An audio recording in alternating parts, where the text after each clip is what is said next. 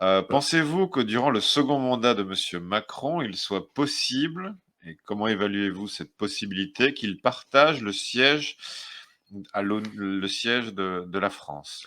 Alors, il fera tout pour le donner au Bosch. Le problème, c'est qu'il ne le peut pas, c'est qu'il va avoir beaucoup de mal à le faire. Parce que pour ça, il faut un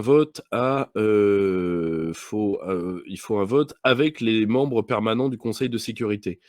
Biden pourrait vouloir le donner à l'Allemagne puisqu'il est entouré de germano-américains.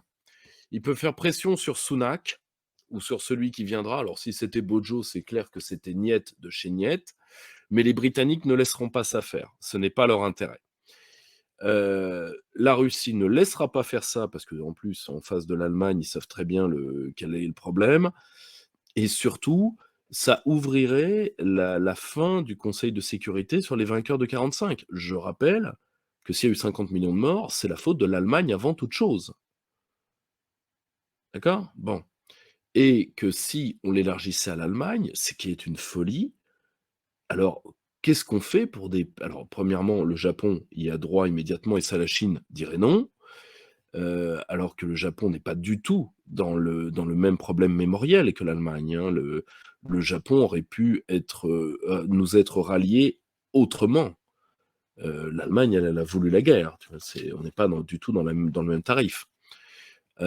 Après, comment va-t-on s'opposer au siège de l'Inde, etc. Et donc, je pense que les membres du Conseil ne se laisseront pas faire là-dessus, quelle que soit la volonté de Macron. D'ailleurs, il faudrait que ce soit voté aux chambres.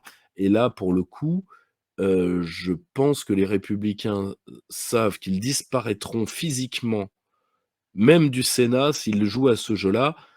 Bien sûr, je n'attends aucun patriotisme de la part de M.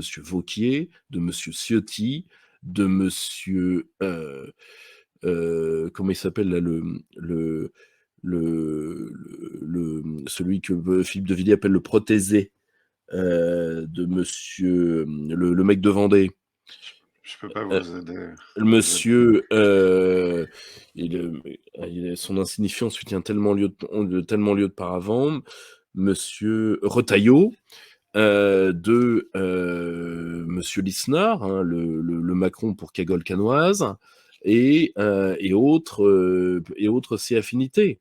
Je n'attends aucun patriotisme de leur part. La seule chose, c'est qu'ils savent qu'ils disparaîtront s'ils font cette trahison ultime. Donc, si vous voulez, Macron se retrouve exactement comme le fait de donner nos armes nucléaires.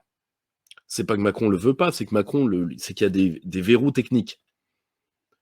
Et des verrous techniques euh, qui sont incontournables. Par exemple, l'Allemagne ne peut pas se doter d'armes nucléaires, déjà parce qu'elle repose sur une coalition qui repose sur les Verts, donc sur le parti antinucléaire.